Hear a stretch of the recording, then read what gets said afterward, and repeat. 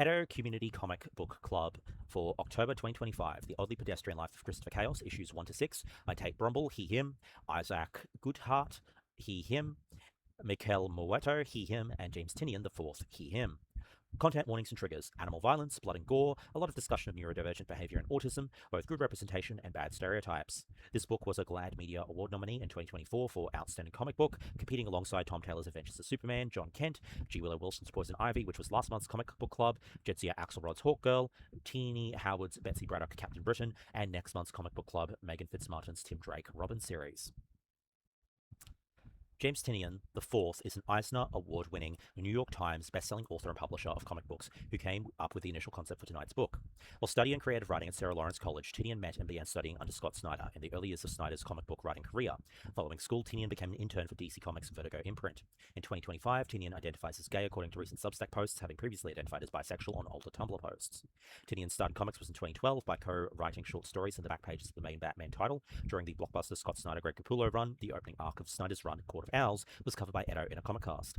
Tynion's earliest work was during the Night of the Owls storyline and led to a spin-off comic, Talon, co-plotted with Snyder and written by Tynion.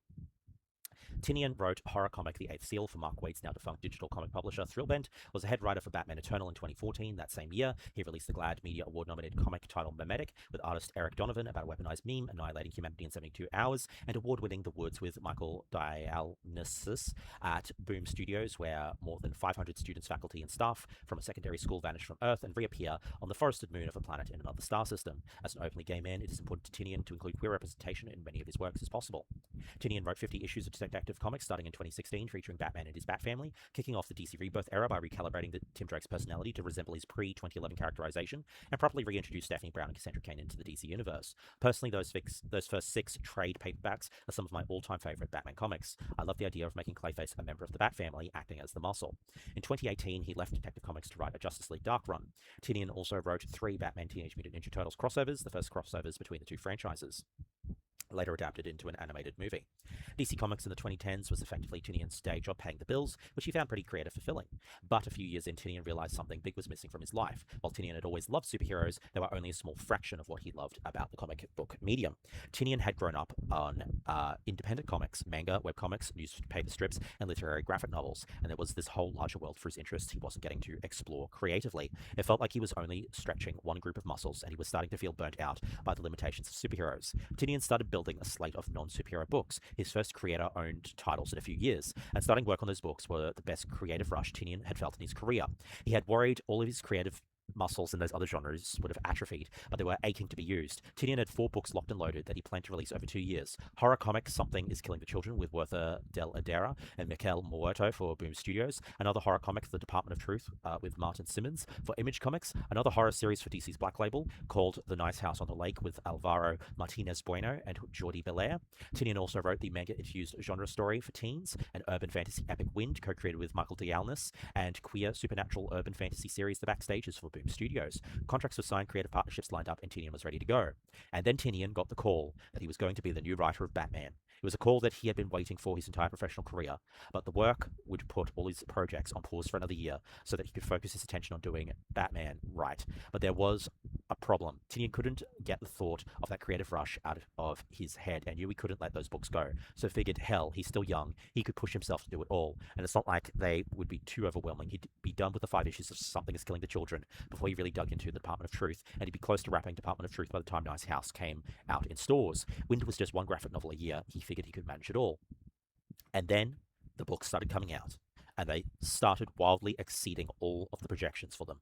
Sales kept climbing on them, arc to arc. Suddenly, Something is Killing the Children wasn't 5 issues anymore, it was 15. Then it was an ongoing. The Department of Truth sold over 100,000 copies, when projections were hoping for somewhere around 50. Wind was Tynion's best-selling Boom title to launch to date, and then the Nice House on the Lake topped them all. None of them were slowing down. The audiences were engaged, picking up steam. But Tynion was basically working 2 full-time jobs at once, both of them dream jobs. 2020 was an enabler of a year for Tynion, who couldn't travel anywhere, to dig further into a work-only lifestyle, putting everything else by the wayside.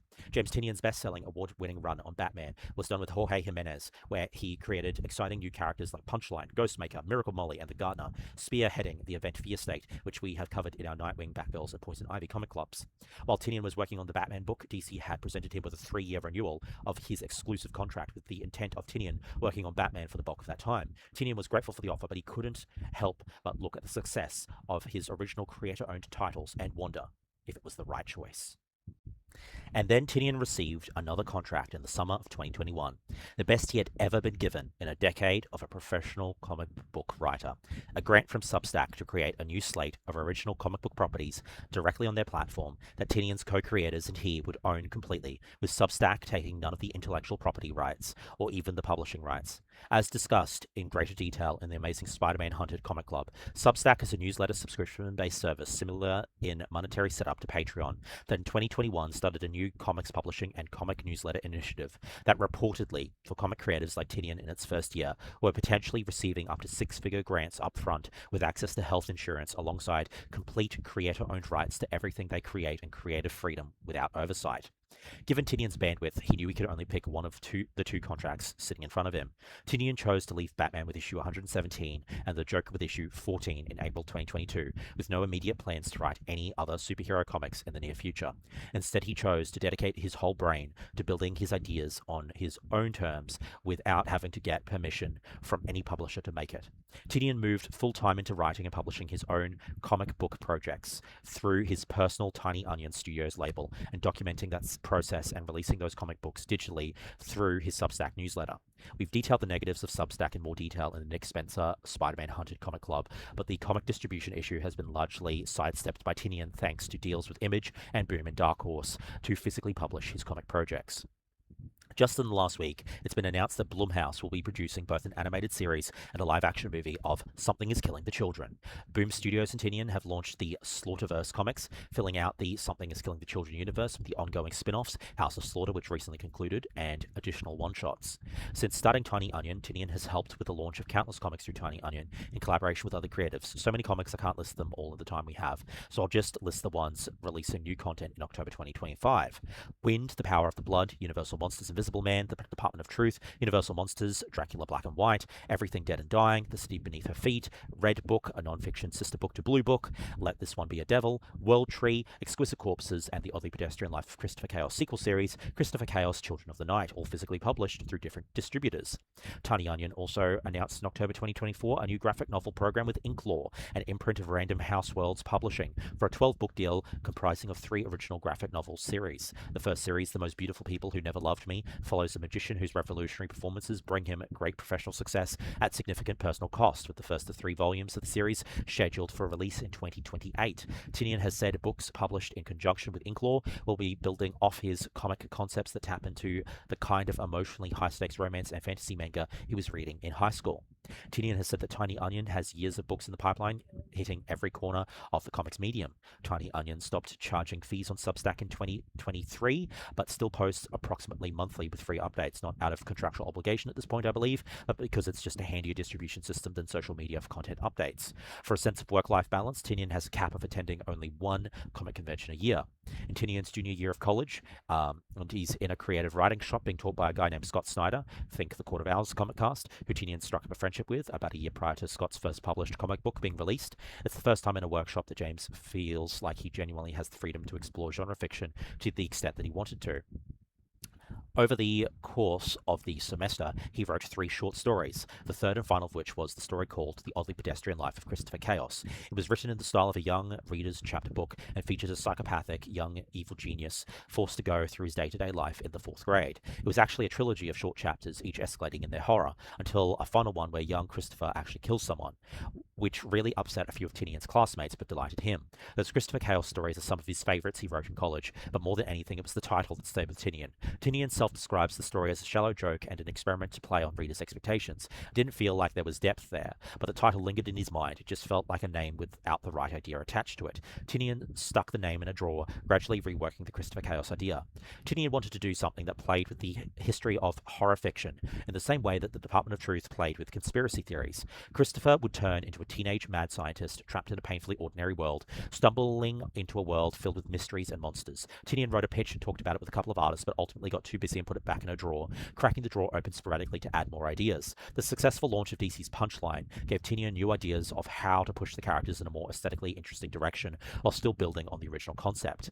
But Tynion was capped out at the number of books he could conceivably write himself without burning out.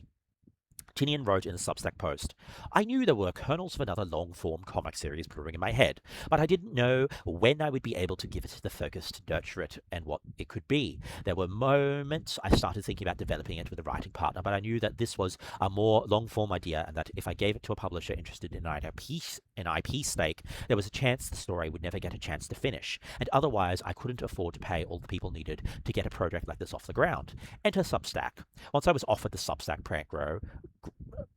Pro grant, I knew that I wanted to try and bring Christopher Chaos to life. I had a whole pitch document laying out the broad strokes of the world. I also knew that my bandwidth wouldn't allow me to write it myself, especially if this turned into a multi-year project like so many of my books tend to. But there was a model in my head that I was fascinated by. I had a bunch of ideas that, like projects like Someone is Killing the Children or DOT, were long form in their scope, and I knew that I wasn't going to be able to get around to writing them for years. But in the same way I had occasionally shepherded DC superhero comics that I didn't write myself, I wondered if I could build a whole universe by bringing in an incredible cast of creative talent and basically steer the ship, while still giving everyone involved a good paycheck and a stake in the project. I knew this could only work with the right creative talent. At the start of last year, I had started developing the first arc of House of Slaughter with Tate Brombal. I quickly saw a kindred spirit in Tate with a lot of habits, like going off and writing elaborate world-building story documents that nobody asked for, that I recognized myself having in my early writing career done. So I turned to him with the raw pieces of the story and asked if he wanted to help me flesh out this world and these characters and write the book for me. Tate said yes. Next up, I reached out to the incredible Nick Robles to join the team as our character designer and cover artist. And then I reached out to the incredible Goodhart, who had been leveling up like crazy after a few years working on graphic novels for DC's YA line, to join us on the interior art. Isaac pointed me in the direction of Kurt Michael Russell, Christopher Chaos's initial colorist, whose work I had loved on Money Shot and who had worked with Isaac back on the Top Cow series Postal, and I was thrilled to have him join the team. It's been wild building this series in the dark over the last 6 months. We spent months just fleshing out the world and the rules of the world before Tate started putting the script down on paper. The early pedestrian life of Christopher Chaos has a bit of young adult to it. It's a coming-of-age story about extraordinary teenagers getting wrapped up in a larger-than-life mystery, but like all of my work, we're not going to shy away from violence, language, or the jagged edges of young life. I think the key comparison that I'd say is Invincible, but like I said before, this isn't quite a superhero comic, but it is the closest to a superhero comic that I'm working on, or I'm likely to work on for a good long while. Tate said in interviews that Tynion came to him and said, "This is the original story idea I had. You can take this and run with it and see how it inspires you." Tate spent a month reading various horror comics and came back with a revised pitch and a new villain that was originally intended for the first arc. Then when the series was going to continue, Tynion and Brombal had several collaborative brainstorming sessions, followed by issue script submissions from Brombal to Tynion. For time, I'll leave Tynion's bio here, but I suggest signing up to Tynion's free Substack, especially for those wanting leads on horror comics or comics featuring queer characters. I've included links in the Oddly Pedestrian Comic Club thread in the Discord to a couple of deep interviews that, while outside the scope of Comic Club, are fascinating deep dives into Tynion's evolving thought process on the comic medium. While I appreciate that what Jonathan Hickman, Nick Spencer, and friends have tried with their 3 Worlds, 3 Moons Substack to lay out all the groundwork for a new universe before writing comics in the world, for anybody not in the Substack, it's practically impossible to follow along with what they're doing, how things are connected, or what actual comics there are. Tynion's Tiny Onion, though, has probably utilized the Substack grant the best, keeping all the generated ideas under the creator's control, but published in ways that are easily accessible to a wide audience, even ones not subscribed to the Substack, growing an expanding portfolio of comics that folds in additional creatives along the way. Tate Brombal, he/him pronouns, the main writer of The Oddly Pedestrian Life of Christopher Chaos, had wanted to write books from the age of 6 or 7, his grandmother illustrating a chapter of a story he started writing, drew comics with his friends at the age of 7 or 8, and he took creative writing classes throughout his schooling career. Tate attended a Toronto media production and broadcast school, while also taking screenwriting classes and while interning for a producer who was adapting Jeff Lemire's Essex County graphic short stories to TV, which eventually culminated in a Canadian dramatic TV limited series of 5 episodes in 2023. Tate met Jeff Lemire. Tate asked Jeff for advice about writing for TV, and Jeff responded, "Why not take that love for comics and try writing for comics?" which was a light bulb moment for Tate and inspired him to start writing scripts and ideas for comics. Tate is immeasurably grateful to Jeff Lemire for the mentorship that Jeff has provided Tate. Dark Horse's Barbalian Red Planet, published in 2020, was the first comic Tate ever worked on, co-writing with the legendary comic writer Jeff Lemire, and had comic art provided by Jordi Belair, known for writing the Boom Buffy comics and coloring the 2024's Birds of Prey comics. Barbalian Red Planet had an all-queer artist lineup for the book's variant covers and was set in the world of Dark Horse's Black Hammer comics. The book was GLAAD Media Award nominated and Eisner nominated. Jeff Lemire's Black Hammer comic, which ran from 2016 to 2024, is about 7 superheroes who, after stopping an anti-god, get trapped in a Twilight Zone-ish town, unable to escape. The titular Black Hammer dying trying to escape, and the remaining heroes forced to live in a menial existence in a strange purgatory. The Black Hammer comic was picked up at a local Toronto comic store by Tate Brombal, then in his second year of uni, after having fallen away from comic reading for a bit due to limited finances. Black Hammer helped Tate fall back in love with reading comics, becoming a source of escapism away from stress. James Tynion IV read Barbalian Red Planet and brought Tate Brombal on board to mentor. From 2021 through early 2025, Brombal would alternate 5-issue arcs with Sam Johns on House of Slaughter, both co-writing with James Tynion. House of Slaughter has concluded with 30 issues, and issues Brombal worked on, titled The Butcher's Sage, have been collected in a deluxe edition collecting all 15 issues that Tate contributed to. In non-comic trivia, Tate's been with his romantic partner for more than 7.5 years, and they have a black cat called Juniper together. More non-comic trivia, Tate Brombal visited Australia in May 2016 and held a koala at Lone Pine Koala Sanctuary. The creative team told Dark Horse Comics that they wanted to make a comic that would be Hellboy's queer younger brother, and Tate is so happy that Christopher Chaos can sit on the shelf alongside that grumpy demon. He thinks they'd get along. In 2025, in addition to writing Oddly Pedestrian, Tate Brombal has written the 4-issue series Everything Dead and Dying, a Tiny Onion collaboration published through Image about a sole human survivor of the zombie apocalypse in his rural farming community, but rather than eliminate them, he has chosen to continue living alongside the undead, including the husband and adopted daughter he fought so hard to have. And when outside human forces threaten his zombie family, he may be the only one who can save them. Tate also wrote the 7-issue miniseries Green Lantern Dark this year, a story that was meant to be a single-issue Elseworlds story that Ben Abernathy pushed to have expanded to a 7-parter as part of DC's Elseworlds relaunch, and Andrea Shear joined as editor partway into the production, the same editor for the DC Pride 2022 comic book club that we covered. His work on this book helped him land the gig as the main writer on the ongoing Batgirl series starring Cassandra Cain, which Cassandra Cain and her mother, Lady Shiva, one of the world's deadliest martial artists, on the run from talented killers, dredging up all kinds of family issues in the process. I love Tate Brombal's Batgirl series so much. You've heard me gush about it before, and you know I'll be gushing prose about it again.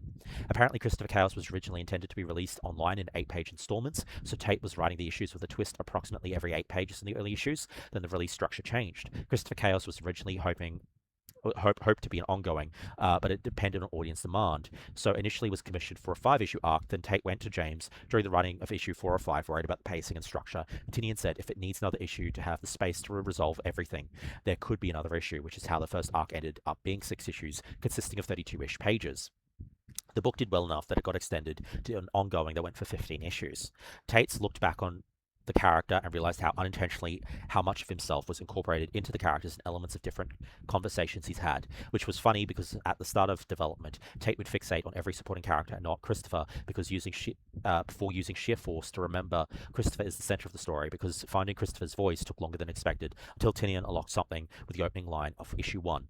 Sometimes I think I'm really effed in the head, and I don't even like to swear. A quick shout out to artist Josh Cornillon, he, him pronouns, who was one of the main contributors to a 28-page Chaos Zine in 2023. For those unaware, a Zine is a magazine that is a non-commercial, often homemade or online publication, usually devoted to specialized and often unconventional subject matter. Tiny Onion was one of the key sponsors of FlameCon, a queer comic convention in New York City. As part of the spotlight on the Christopher Chaos comic, Tiny Onion and James Tynion helped develop the exclusive Zine. Other artists included Luciano Vecchio, who did the comics we covered in the Iceman Comic Club.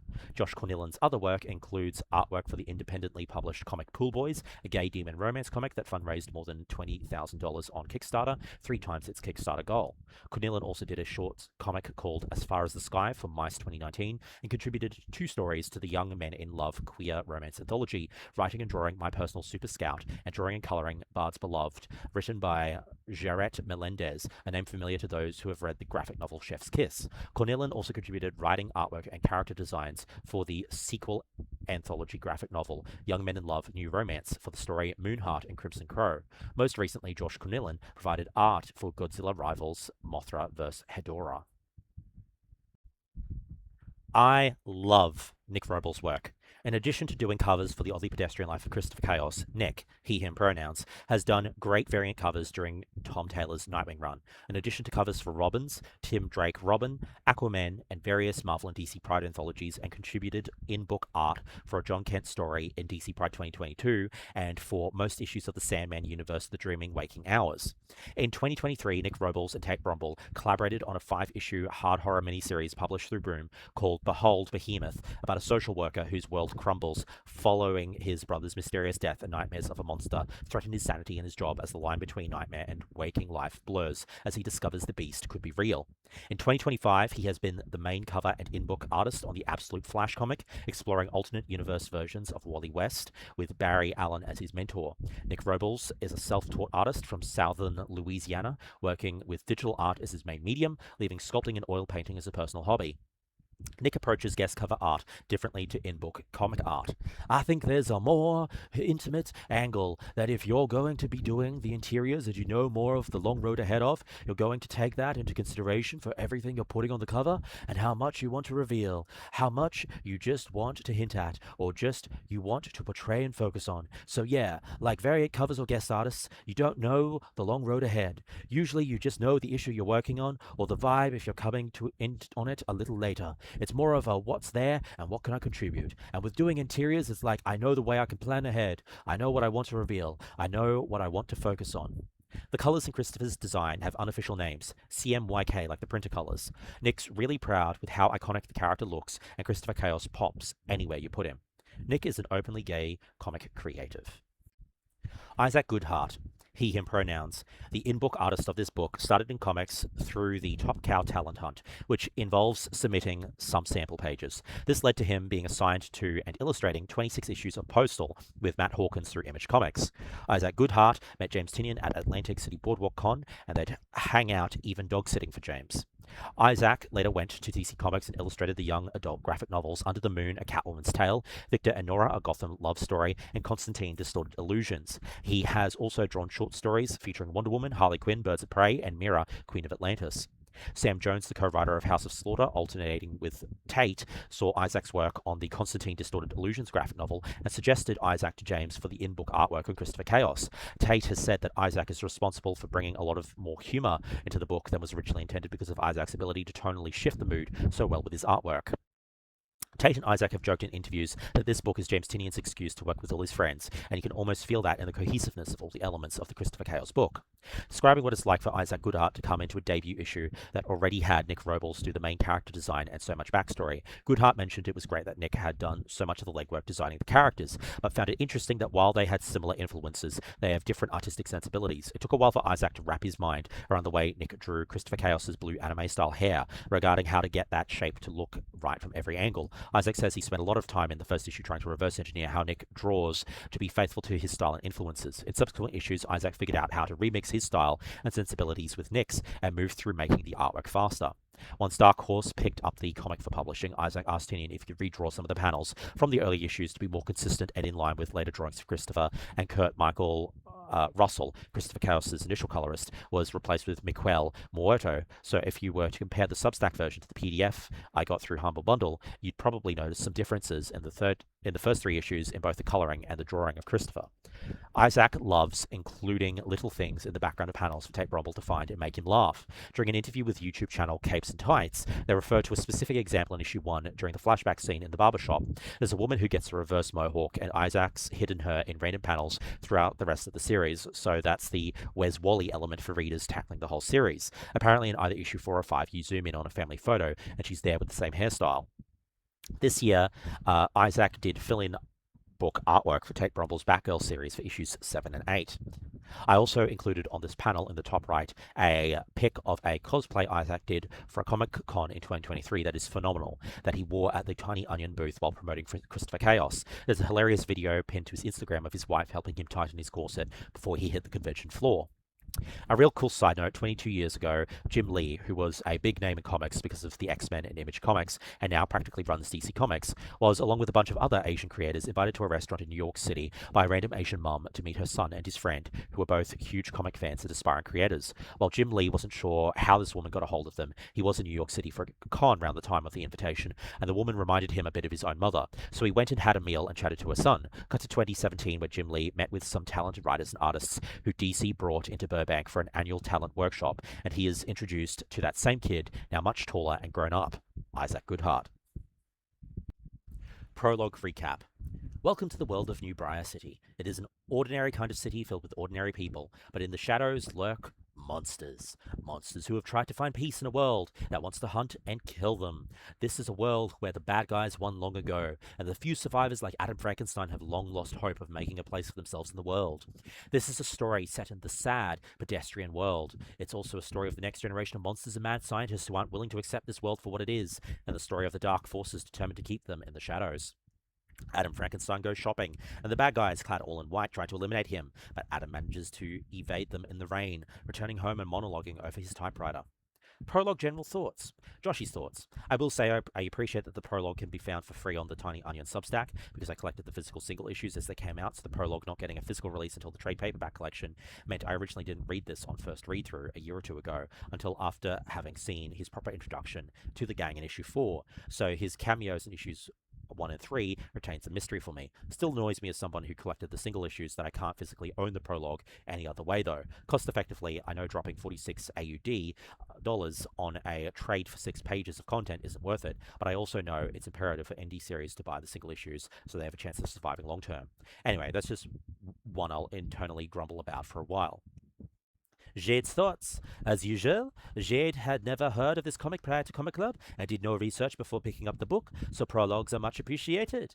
A tall gentleman with the umbrella is typing a letter while recalling a shopping trip interrupted by ghost ninjas wearing gats.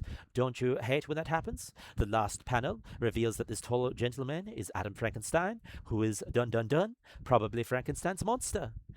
Laughing Seal is relieved that they use the name Adam in line with Frankenstein lore for Dr. Victor Frankenstein and Frankenstein's monster.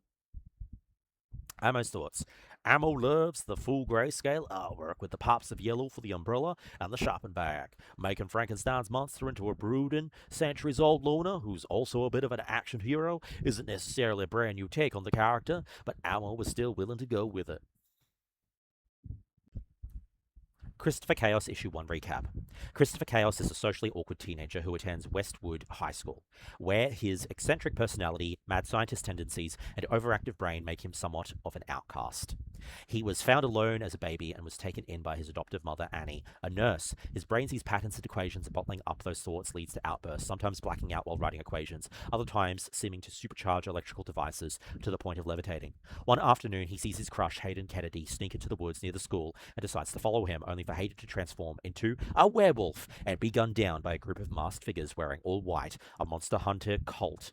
Traumatized, Christopher returns home and confesses what he saw to Peggy the pigeon, who is then hit by a garbage truck. Christopher then builds a device which brings Peggy the bird back to life. The issue ends with Chaos releasing Peggy into the wild and Peggy landing near a flock of pigeons that Adam Frankenstein is feeding. Tate Brombal has described the book as Buffy meets Invincible. Issue 1 thoughts. Change slide. Joshy's thoughts. The queer and neurodivergent allegories being used are highly evident, trying and failing to be what society sees as normal, bottling up the problematically perceived pieces of Christopher's identity only for them to explode out of him anyway. Minimal value of self-worth. There's a panel with Christopher on the curb where his monologue basically boils down to, I'm too different to live, I deserve to die. The queer allegory extends into having a secret that he can't tell his mum or anyone else for fear of not being believed or negative repercussions. The neurodivergent allegory continues into Christopher hyperfixating on things like bringing Peggy back to life, ignoring outside stimuli like the gathering neighbors, or thinking of the potential dangers such as excessive electricity. Jade's thoughts. Jade definitely picked up on Chaos's neurodivergent coding. She particularly enjoyed seeing someone hyperfixating and then suddenly it's almost morning. Jade was concerned at the last panel where Peggy is discovered by Adam, as at this stage we're not sure how Adam will react to Chaos, but of course this is how we grow hype for the next issue. Laughing Seal thoughts. The setup was pretty good, but Laughing Seal disliked Chris himself. Laughing Seal got high functioning autism vibes off of Christopher, given his fixation on optimization and mechanics, the social masking, and what Laughing Seal perceived to be sensory meltdown over having his hair cut. But then the super genius angle really feels like it leans towards a harmful stereotype, combined with the zero friends element that, as an autistic person, Laughing Seal hated seeing and was unable to suspend his disbelief with his character as its protagonist. To expand on a little further, Laughing Seal is referring to the autistic savant stereotype, where someone with autism also has a savant syndrome demonstrating exceptional aptitude in one domain, such as arts or mathematics, with such aptitude often coinciding with some other form of social or intellectual impairment. The trope can be harmful, less because of the characterization itself, and more because it's still the most heavily prevalent representation of autism in media, when that type of autism is exceedingly rare IRL. The stereotype can lead to misunderstandings and misconceptions about both autism and autistic people and neurotypical members of society, including suggesting all autistic people are the same, which isn't true, can set unrealistic expectations of the abilities of autistic people, including them having brain superpowers, which can lead to both disappointment and frustration for both the autistic person and those around them. Laughing Seal, on a different note, felt it was ridiculously brutal to kill the bird and found it hilarious that it wasn't his high school crush's death that spurred him into action. No, it was the bird he spoke to for like 5 minutes outside his house.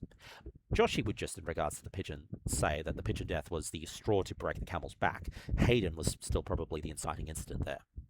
Armour's thoughts. The character design of Christopher is great. He is instantly iconic with his shaggy blue hair, yellow hoodie, and goggles. Armour also enjoyed the fake out that Christopher is not, in fact, breaking the fourth wall and addressing you, the reader, but instead a pigeon. The moments of gore in this chapter are also both shocking and beautiful.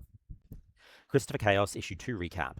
Elsewhere in New Briar City, junior detective Jessie Toombs investigates a series of bloody murders, but is dismissed by her sexist fellow officers. She is interrupted by the Hellwing Corps, led by Johannes Hellwig, who claims to have jurisdiction over the crime scene, complete with a signed letter from the mayor. The Hellwing Corps wouldn't possibly be responsible for the dead witness because the cop car the witness died inside is locked. Johann says, verbum domini manet in aeternum, translating to, the word of the Lord endures forever, a real Latin phrase that is the motto of the Lutheran Reformation, an expression of God's word derived from the book of Peter. It's not the last time you'll hear a member of the Hellwing Corps quote the phrase. As news of Hayden's disappearance spreads, Christopher attempts to unsuccessfully resurrect more animals, and traveling to the wood to try and find Hayden's body is confronted by Hayden's best friend Geordie, a vampire who masquerades as the vigilante Dracula boy, with a red, grey, and black outfit color palette, who incorrectly believes Christopher killed Hayden. Their fight is paused when they see a member of the Hellwing Corps, and Christopher states that they are responsible for killing Hayden. A probable member of the Hellwing Corps watches an old Dracula boy and the Wolf YouTube or social media video that will probably endanger Geordie. We're also introduced to Viv or Vivica Vic Ranth, rocking the purple streaks and purple and black clothes aesthetic, who stands up for Christopher against Geordie in an earlier school hallway confrontation after the school assembly with Hayden's parents, and the principal pleading for those who know anything about their beloved missing child to come forward. Both Christopher and Geordie internally blame themselves for Hayden's death, textbook survivor's guilt. I have confirmed using an American ABC News article that Mumbo Jumbo does have problematic racial connotations in its origins. Gobbledygook does not, though, I believe. Issue 2 Thoughts. Joshy's thoughts. There's an obvious allegory of the religious Hellwings pursuing the monster boys that parallels religious organizations' persecution of queer and gay people. We're also quickly adding strong, powerful characters to Christopher's world. I am a little sad that we aren't being solely introduced to the world through Christopher's POV. The reveal of Detective Jessie might have been more intriguing that way if Christopher had been tucked away spying but trying not to interact with the cops. But I also appreciate maneuvering a character like Christopher Chaos around can be tough, and you need to fast track filling the audience in on some stuff, especially if Jessie becomes more of a character who can go places and do things Christopher can't. I feel like the pacing of Christian's character exploration isn't dissimilar to early Invincible comics with Mark. Jade's thoughts. Geordie and Hayden's interaction in the video at the end really endeared those characters to Jade. Laughing Seal's thoughts. Not so much solving my issues as much as it is piling on another character. Laughing Seal doesn't connect with. Vampire Boy just seems like a two-dimensional angry teenager. Maybe he's just not been given the time to be fleshed out in this issue, though, and I feel like there is something interesting in a friendship between two monster boys toughing it out alone together. Also, what does he mean when he says he misses the sun? He was at school that day. Is this just Forks again, where it's like overcast 95% of the year so vampires can just chill? The techno-Christian Inquisition is a cool concept, though. Nice mix of religion plus sci-fi. Ammo's thoughts. Ammo struggled to relate to the character of Geordie Dracula Boy in this chapter. He felt kind of one note, but of course there is opportunity to flesh out this character later on.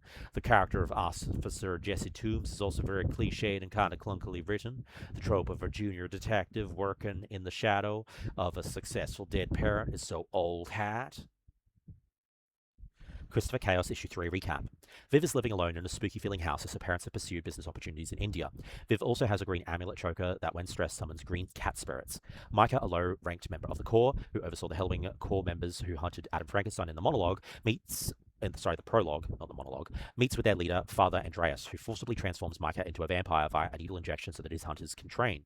We learn that the Order has also been around for a long time and in this world inspired Bram Stoker, the writer of the Dracula book. We also learn that Father Andreas has Hayden's phone, which has Geordie as the phone wallpaper, and Viv sending texts with information she shouldn't have regarding Hayden being deceased, not missing.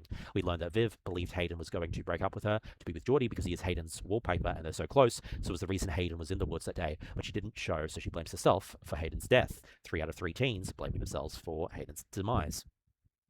During the mandatory Saturday counselling, or more aptly called detention, due to the skirmish in the school hallway in issue 2 that the principal saw while news cameras were rolling, after having been interviewed by Officer Rocco and Detective Jesse Toombs, Christopher, Geordie, and Hayden's girlfriend Vivica are attacked by the Corps, but just as they're about to have a final face-off, Geordie barring fangs, Viv summoning green energy cats, and Christopher Chaos hoping his roasting torch works, when a mysterious man intervenes that, thanks to the prologue, we know is Adam Frankenstein. We also learn that Jesse has a tragic backstory with a best friend called Amy, who died in what was labeled a freak accident by a conspiracy cover-up by various people, including Jesse's mother. Issue 3 Thoughts. Joshy's thoughts. Officer Jesse is quickly giving grown-up Nancy Drew vibes, except already better than the rather mid-supernatural-themed CW series she had that somehow lasted 4 seasons. All of the angry teams seem to be brimming with misplaced anger, but it makes sense why Geordie and Viv are both angry. Jade's thoughts. Jade was happy to see the 4 musketeers finally getting together. Laughing Seal's thoughts. Oh hey, another spooky teenager. This time one Laughing Seal doesn't immediately hate. Kinda bummed that they don't seem to have fleshed out any of the existing characters in a way that feels natural or with layers of depth, but at least Viv actually feels like a person that could exist. Also, you cannot just name drop Frankenstein, have the main character stuck with madness that led to the resurrection of a pigeon who also has mysterious parentage, then drop a cliffhanger with the sewn-up monster picking them up and not expect the audience to immediately know Frankenstein is Chris's dad. Joshy will clarify that, having read 14 issues and a Halloween special so far, that there's been no confirmation that Adam and Christopher are in any way related. The pigeon appearing for both could just be monsters with undead aspects to them being drawn to one another. Ammo's thoughts. Viv is a great character. She's a hell of a lot more relatable and likable than Geordie, so Ammo appreciated getting a chance to spend some time with her point of view. Her ghost cats are fun. The scenes with the Hellwing Corps were also really effective in their use of color. Christopher Chaos Issue 4 Recap. Adam Frankenstein teleports the 3 kids, himself and Peggy, away using a button on his yellow umbrella that summons down a blast of lightning, and the white-clad Hellwing Corps dissipate into white smoke as Toombs, who had unsuccessfully questioned the group earlier, is told by her partner Rocco to turn a blind eye for her own safety upon seeing everyone's rapid departures from the school. Geordie, being the hothead of the supernatural team group, hates that he was pulled away from a fight. Viv and Christopher don't want to engage in this chaos, so head home. Adam, who is vaguely familiar to Christopher Chaos, tells Christopher to leave the squirrel that was killed by the teleportational lightning, as Christopher can't save them all. With the teens gone, Adam reveals he was hit in the back by white darts from some of the Hellwing Corps agents' crossbows. We get a scene visiting each of the teens' home lives. Geordie Jacinto, we learn, has a loud, bustling household that is religious, observing the cross on the wall, based on the cross on the wall, and Geordie is transgender, having recently undergone top surgery and avoiding follow-up appointments with the doctor, probably because he was turned between the surgery and the present moment and doesn't want to be identified as a vampire. Just as he's about to disclose to his parents his vampiric status over dinner, Christopher Chaos and Viv ring the bell. Meanwhile, Christopher Chaos had gone home to his mum, who's gotten a call from the principal, and she asked for an explanation. In a very neurodivergent-coded scene, she asked for an explanation, but again, similar to previous interactions with his mum and with Geordie, Christopher can't explain the thoughts going on inside his head, leaving his neurotypical parent to try and fill in the blanks. Christopher thinks his mum doesn't know him and that she doesn't care enough to try. She tells him to be normal, but he responds he can never be normal. Viv at home, meanwhile, turned down calls from her Amma and family. She's texting her dead boyfriend's phone, still with updates, and being comforted by glowing green cats as she cries. The trio of teens plus Peggy the pigeon rally and rock up at Adam's abandoned church doorstep demanding answers. Adam, meanwhile, has been listening to music and sewing himself up. The scarring very much implies he's attractive Frankenstein's monster. Having followed Christopher with his blue hair and pigeon chatting, Officer Jesse unwittingly draws the police to the abandoned church where the group and their rescuer, Adam Frankenstein, are hiding. Elsewhere, the Corps call on the Cardinal, one of their demonic chief enforcers, to kill Frankenstein. Issue 4 thoughts. Josh's thoughts. Having grown up in a single-parent household with a neurodivergent sibling, the conversation between Christopher and his mum felt uncomfortably authentic.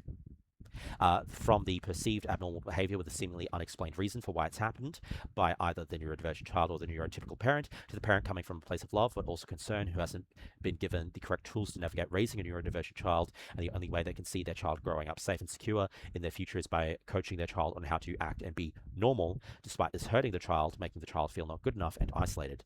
Admittedly, my exposure to that environment was more than 15 years ago, and how neurodivergency is treated by specialists and how parents are instructed on how to best engage with neurodivergent progeny has greatly shifted in that time. Christopher's mother obviously isn't in the right with some of the things she says or actions, but there's a lot of love and trying and a feeling of helplessness on the neurotypical parents' unit's behalf that can breed frustration that you can see in the scenario too. Chris certainly isn't fully in the right either. While he deserves to live as his authentic self, not having to self-mask to survive, there's a lot of rash, impulsive, or hyper-focused actions that Christopher takes, which greatly endanger his life and would leave any parental unit concerned and wanting to intervene, something that only increases with future issues. It's tough seeing this disconnect between the two and having lived a variation of this in close proximity. There's no single answer that fits all when it comes to aiding neurotypical individuals to raise neurodivergent individuals, because neurodivergence and autism exist on a spectrum. Seeing these two interact is such a giant swell of complicated. Realistically, it needs to be the parent in the scenario that needs to be finding the correct professionals to expand her toolset for engaging and raising Christopher, though. On a less intense note, the issue 4 cover on the right of the slide by Joshua Swabby is my personal favourite variant, though I do love all the base covers for this series done by Nick Robles. Loved the glimpses of each of the teens' different homes. Doherty's home life embracing his transness was wonderful to see, even if he does see his vampirism as threatening his positive home life. The stark contrast of his crowded, lively house with Viv's empty one, being comforted by the green, glowy cats, was delightful. Laughing Seal's thoughts. Laughing Seal thinks Viv and the detective are the only characters in this comic that Laughing Seal is vibing with at all. Nothing really stood out for him in this issue. J'ai thoughts. So every time you teleport, there's a real risk you'll electrocute peeps at your destination. Bummer. R.I.P. Squirrel. In reference to when Viv rocks up on Jordy's doorstep with Christopher and Peggy in tow. See top of slide. Can Viv actually understand Peggy?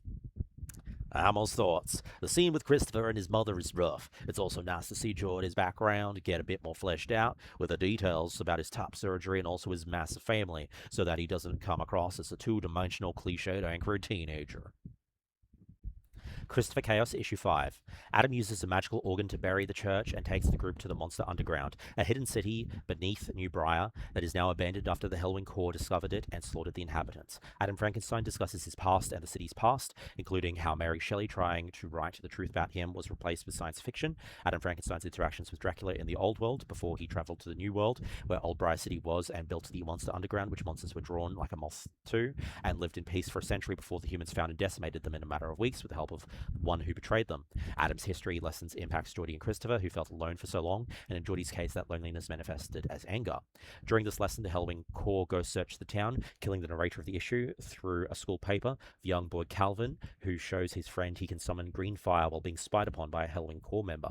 Christopher is unsure if he likes Geordie or wants to be like Geordie, who Christopher admires for being cool, confident, and unafraid, and is the first person like Christopher besides Hayden.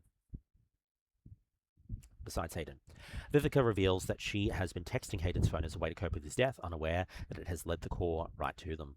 Issue 5 thoughts. Josh's thoughts. Poor Calvin. Glad Viv's texting plotline was used, because it means that Chekhov's gun has now been fired and I won't have to watch the character doing something so monstrously unsafe. Jade's thoughts. Jade gets the impression that the goggles help Christopher focus, and the way they do for Tom Holland's Spider-Man.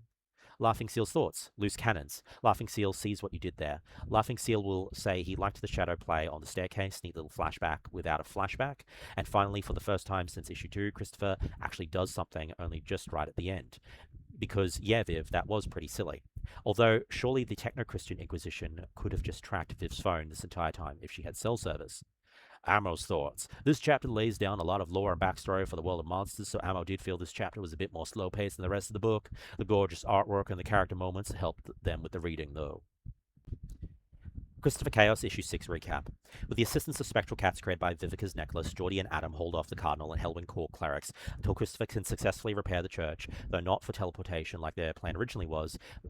Chaos instead turns it into a weapon to kill them, using Peggy in a similar manner to Benjamin Franklin's kite as a lightning rod to power Frankenstein's church. Adam Frankenstein does lose a hand in his fight against the Cardinal, aka Elias Helwing, before Christopher's device goes off. Rocco tells Toombs that he and the rest of the police work for an unseen group, and she quits in response to the corruption. Rocco was subsequently murdered by the Cardinal, who rises through the collapsed ground with roughly 17% of the white-clad Helwing Corps clerics. Elsewhere, a member of the Undying Order chastises Father Andreas for the unsanctioned slaying of Hayden and for allowing Christopher and his friends to cause so much damage. Christopher, Geordie, and Viv go home, and Adam walks off thankful to Christopher for reminding him what it's like to fight back instead of flee. Christopher ends this volume happy that whatever happens next, he has made friends that make him less afraid. Christopher Chaos' story is only beginning. We'll move straight into general thoughts. Laughing Seal's general thoughts. What? They blow up the Techno-Christian Inquisition forces, anger a literal devil, the police force is after them, and both they and the Inquisition know who they are, and they just go home? What? This comic was not for Laughing Seal beyond some well-designed character art. A comic that leaned on the genius autistic kid stereotype too much for Laughing Seal's liking, and Laughing Seal wanted more depth to the characters. The story for Laughing Seal stretched believability and felt overly silly. In terms of weird stuff that didn't make sense, the moment the organ controls got shown, Laughing Seal was pulled out of the story. Constant flute, but then you don't say what type of clarinet, octave. That's not an instrument, that's a measure of the length of a sound. Laughing Seal has no idea what Nazaro is, but Googling the last three seem to be genuine organ stops. Maybe they started trying to make it legit, and a third of the way through they went, bugger it, and just put some random musical terms and names. Joshy insert here. Joshy consulted back pocket musical expert Muso for hire regarding the imaging in question, and Muso responded, "From my limited knowledge of organs and a quick internet search, all the stops shown there could definitely be on real organ pipes. My issues are, one, I can't tell the organizing principle. Normally you'd group the same types of stop on the same manual keyboard of the organ together, but I can't quite tell if they've done that. And two, there's no indication which manuals each stop belongs to. On the organ I'm familiar with, there's a colored felt ring that tells you which manual you're changing. Most organs I know would give an indication of the size of each stop, e.g. 4 foot, 8 foot, etc. This has none of that, but on the whole, it's certainly authentic enough for the purposes." Another musical aficionado in the back pocket community, Pseudonym, responded, "To be fair, mutation stops like Octave and Najard don't need a size in feet, because that's implied. Oh, and Najard can have a different size on manuals versus pedals, but it's kind of polite to say because beginner organists can never remember which mutation is which, unless it has a more descriptive name like Quint." Laughing Seal's favourite panel, the teacher who somehow just slept through the Techno-Christian Inquisition getting wrecked in his classroom. Laughing Seal's favourite cover, the regular issue 2 cover by Nick Robles. Laughing Seal might have disliked the character himself, but can't deny that the design kicks butt with the goggles peeking out from the coat. Jade's general thoughts? Jade's favorite character. Eventually, all the protagonists grew on Jade, but Adam was intrigued from the beginning, as a character who was already aware of and part of the supernatural shenanigans happening in the comic. Jade's favorite panel. This was tricky to settle on, but Jade thought the "Are you ready to be 1/4 brave" panel was the point where she was sure our heroes would all make it to the end of the volume. Jade's overall thoughts. Jade is usually a bit squeamish, and there is indeed some gore and unpleasant deaths, but this was a quirky and ultimately positive experience. Teenagers are a great vessel for exploring feelings of not belonging, and about growing into the person you are meant to be. Jade has already asked her local comic book store to order physical copies of volumes 2 and 3. Jade rates volume 1 4 new hands out of 5. Ammo's general thoughts. This final showdown between the Monster Squad and the Hellwing Corps was decently climactic. Ammo appreciated that everyone got to contribute to the fight in their own ways, and Christopher Chaos finally got a moment to show off his full powers. While the plotting is messy and the characterization in this book is a bit uneven and flat, if nothing else, this is a gorgeous-looking comic. The line work and use of color is bold and striking, and the character designs, particularly Christopher's, are all unique and interesting. There's also some real fun panel layouts and frames. Ammo especially enjoyed the panels outlined by Christopher's mad scientist inventions in Chapter 1. Ammo also liked the LGBT representation and the diverse makeup of the core trio. Overall, this is a very creative and well-realized horror comic, and the mysteries made Ammo want to keep reading further. Favorite panels, the spiral layout in the central image on the slide is so damn cool. Ammo also likes how they chose to go completely dialogue-free for a few pages here and there, and just let the artwork speak for itself. The limited color palette in these scenes is also so striking. Warp's thoughts. Frankenstein is my second favourite book, and Adam Frankenstein is the most accurate portrayal of Frankenstein's monster I've seen. He's smart and he's kind of hot. Wobbs liked the monster building, but wasn't certain at the start how it fit with the human world. Are monsters everywhere? Wobbs is a sucker for a friendship story, so the ending of issue 6 was great for Wobbs. Joshy's thoughts. I've never been overtly annoyed by the genius neurodivergent trope, depending on how it's used. For me, it's all about the lens through which a trope in storytelling is used. Forrest Gump makes my skin crawl, but there's other media that I felt had the trope, but then played against expectations or dissected the trope, like Josh Thomas's Everything is Going to Be Okay. I felt Christopher Chaos does play against some of the typical expectations. Shorty and Viv's perceived value in chaos doesn't arise from Christopher's intellect, it's from who he is as a person. Christopher, being a POV character, doesn't realize that and thinks his only source of self-worth is his self-perceived gift, who also makes him other/monster. Christopher isn't lacking in emotion, he's just being very teenagery in terms of only talking about those emotions to his friends and peers, not his mum. And while Christopher is super gifted with technology, being able to use that gift successfully isn't the norm. There is the possibility the creative team didn't realize how neurodivergent coded Christopher had been made, but as I've mentioned earlier, I think the book does subvert elements of the trope, though I do think more can be done in future installments. I also hope we could see the mum consult some professionals to get tips and advice on how to better connect with her son, and to give her more of an arc in the process. The interactions between the three leading teens and their classmate peers are the most interesting elements to me, as well as fleshing out their home lives, which I feel are the most authentic realms for drama. The monster, hunter, cult, and supernatural aspects feel like padding between those moments, not dissimilar to how I view Peter Parker's Spider-Man. There was a time when I was younger where I'd speed read through the civilian sections of Spider-Man books to get to the superhero fights, and now it's the inverse, and I feel depending on the age which I'm reading Christopher Chaos, I'd be drawn to the monster hunter element more if I was on the younger side. Overall, the artwork is impeccable from both Nick Robles' initial designs to everything Isaac Goodhart has done. I think Tate Brombal's writing here is good, but you can see his growth as a writer between this series and his current Batgirl series. I think that two-thirds of this creative team being gay or queer, and that's is a phenomenal thing, and I love it, and that's not a cornerstone of the marketing, it's just something that is.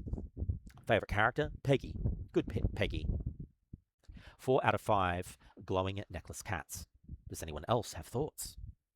List them in the comments below. If you enjoyed this, we suggest reading the rest of the Oddly Pedestrian World of Christopher Chaos. It's a 15-issue series plus a Halloween special, and recently concluded a 4-issue sequel miniseries subtitled Children of the Night, so 20 issues total is a very manageable read. I'm very hopeful we continue getting additional installments set in this world with this character. I will say the next 2 issues you'd read have a different artist, Sue Lee, but the same writer with Tate Brombal, and it's an unofficial adaptation of Mary Shelley's Frankenstein, telling Adam's origin story in this world. Then with issue 9, the normal story resumes and goes back to revolving around Christopher and the Monster Club.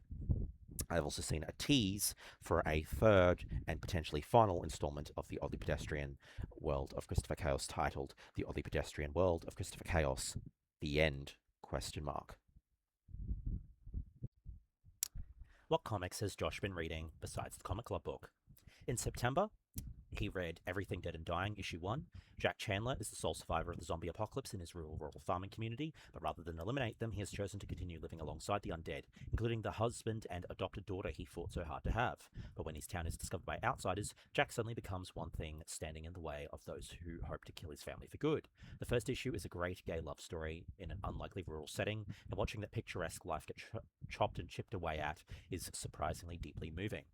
Maria Lovett's Artificial, a 4-issue miniseries about a woman in a world where you can rent an AI sex bot to live out your romantic and sexual fantasies in a fully customizable experience. The sex bot customization menu allows you to not only spend hours in the character creation menu customizing the physical attributes of your sex bot, it also allows customization of the personality aspects too.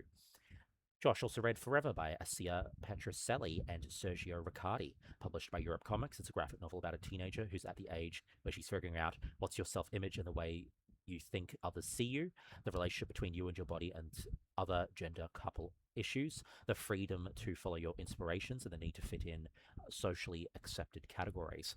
On a seaside vacation with her parents during the idle hours of the afternoon while everyone is sleeping, Viola's encounters and experiences will help her grow as a person and get answers to the hard questions that everyone has to face sooner or later, and she will reshape her identity in a summer she'll never forget.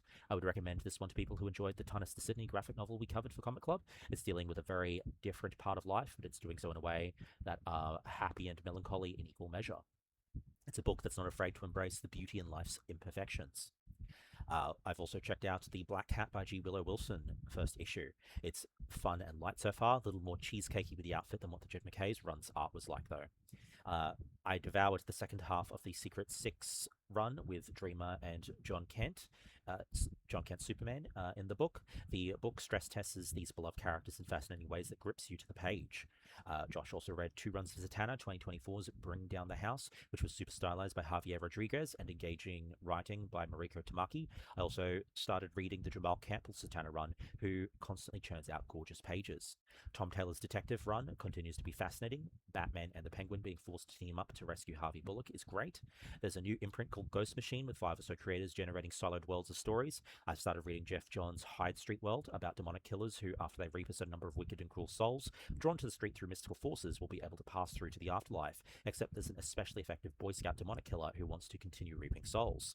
I read some of Absolute Green Lantern, beautiful artwork, alternate world with different origin stories for the Lantern Rings and Abin Sur, the alien that originally crashed on Earth and gave his ring to Hal Jordan. In this world isn't dying, he's an adjudicator judging humanity one by one and disintegrating those who are not found worthy. Joe Malone, John Stewart, Guy Gardner, and Hal Jordan try intervening, and there are different consequences to each for doing so. Josh also read some Aquaman Yo Ho Hold On to Your Hook, where Poison Ivy and Harley in this world rock up as co-pirate captains plundering the high seas for booty. A lot of fun. Then in October of 2025, Josh was finished reading Zatanna 2025 by Jamal Campbell with beautiful art, some interesting ideas and uses for Clayface, and pretty sure Jamal Campbell is getting another Zatanna run in 2026. A heads up that John Kent will be joining the current Titans run, starting with issue 28 in a recurring capacity for a few issues written by John Layman. I also read issue 20 of the 2023 Shazam run by Sina Grace, as it had an interesting examination of what if the aged up John Kent were struck by Shazam's lightning, reflected off a magic mirror, and turned into a kid for one more day. Looks at some of the residual trauma caused by his years isolated in the center of the volcano. In other comic news, Charles Soule's Daredevil run has been out of print for a bit, and there will be 3 deluxe trade paperbacks collecting the entire original run of roughly 46 issues. Josh also read Heartbreak Hotel by Nicole Ariana Beltramini and Agnese Innocent, published by Mad Cave Studios. It's a graphic novel about 4 strangers who have experienced different forms of heartbreak, whether through death or drift over time, or through misinterpretation and misrepresentation leading to rejection, waking up in a purgatory hotel designed to help them process their collective trauma together. Not the cleanest messaging, but perhaps in a story about heartache, it helps add to the contemplative nature. Half of the central characters are LGBT+. I also read the first issue of Imperial, a Marvel comic written by Jonathan Hickman, about how a long-standing peace amongst the Galactic Council is broken when 5 of the council leaders are poisoned, including Hulk's son, and it's revealed the Kree Skrull Empire, led by Hulkling and Wiccan, were contracted to deliver the poison without knowing its true purpose, and another council member is assassinated by a Wakandan sniper who, in their escape, jettisons the entire council out into space. Many got back inside an airlock, but some are still missing. War is brewing against the intergalactic Wakandan Empire. The main characters include Star-Lord, Hulk Amadeus Cho, going by Brawn, and Nova. I read the rest of the latest X-Force run in addition to some other X-comics. A heads up that X-Force is generally the X-Mutant team that operates outside the rules in a guerrilla militaristic capacity. The most famous iteration are either the team led by Scott Summers' time-displaced grown child from the Future Cable, or the silver and black uniformed covert ops team. But this lineup is a team put together by Forge to basically clean up a mess that Forge started. I am a little disappointed as the cover for the second trade made it look like the current team up might be doing some time traveling to earlier points in time to interact with other iconic lineups of X-Force, but that was not the case. The final issue just had a 10-page separate story from the rest of the run with Cable in a coma thinking. I also read Batman issue 2 by Matt Fraction and Jorge Jimenez, and needless to say, the issue puts both Batman and Tim Drake Robin through the physical ringer. A lot of cop violence with the Gotham police force run by Vandal Savage, an immortal tyrant warrior. Also read some Scarlet Witch comics, which are great as usual, written by Steve Orlando, who also wrote the Midnighter comics.